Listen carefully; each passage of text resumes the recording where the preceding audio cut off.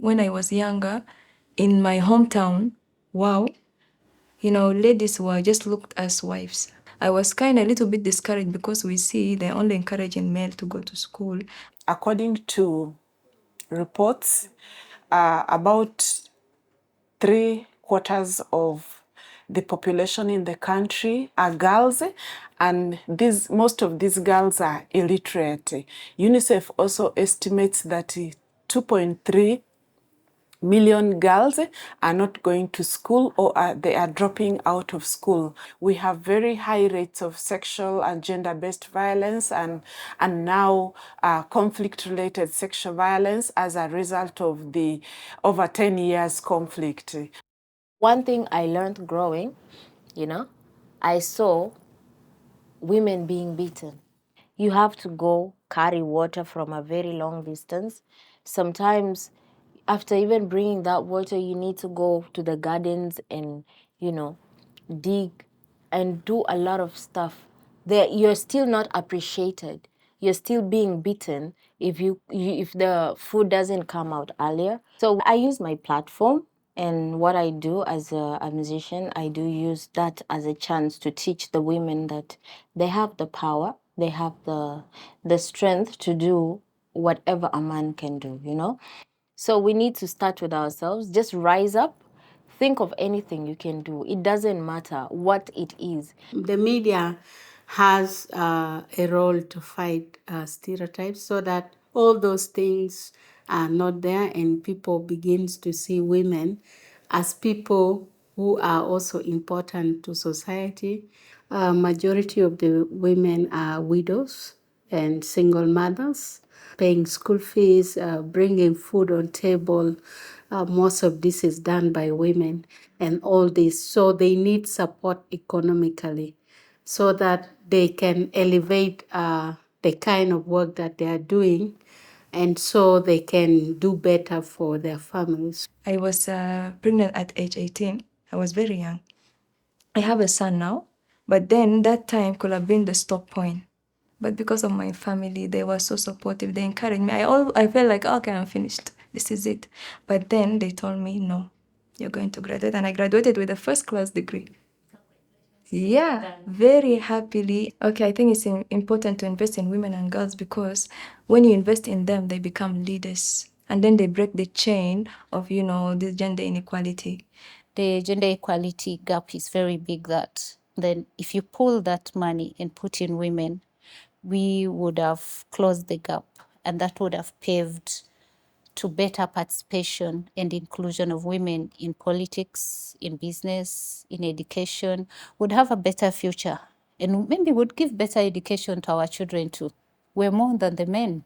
So that means the workforce would be wider. You would get a bigger output.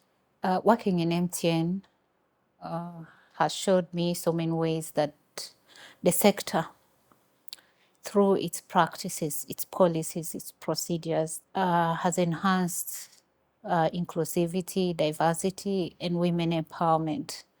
One is that we believe that everyone, first of all, has a right to a modern, connected life that is regardless of gender.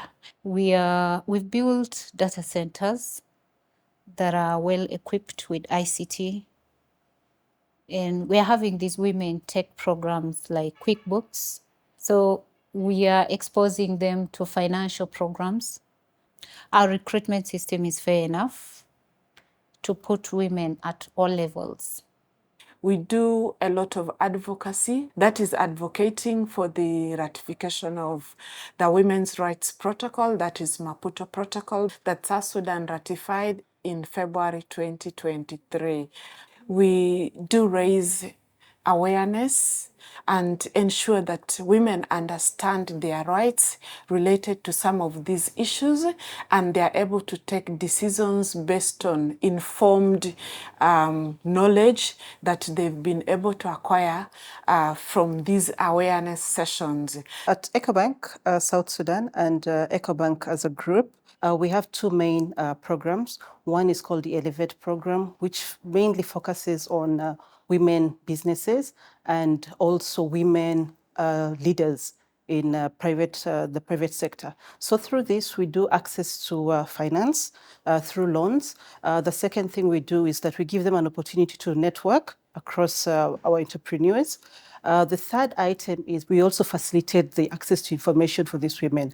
If I was to go back to, say, 15 or so years ago, when I was just beginning my career, the advice I would have given myself at that time is, so invest your time and your money to build your asset base, as well as invest on yourself towards education or other upskilling things that you would have done. There is nothing easy in life. You have to fight for it. Don't be demoralized. Don't be discouraged by those kind of attitudes and obstacles. You have to be determined. Determination is key. And knowing what you want to do in life and how to do it. Because we know how women have held their families even in serious economic crisis and kept the children in school. So these are the unsung heroines that we don't recognize, but we are recognizing them today. We are celebrating their achievements. I wanted first to say that happy 8th of March, which is International Women's Day, and particularly to the women of South Sudan. So women contribution to the economy of a country is very, very important. What they need is economic literacy, economic empowerment. We have to struggle, we have to continue. The struggle have not stopped, because when we got our independence, it was not an end to itself, but the beginning of what we were fighting for.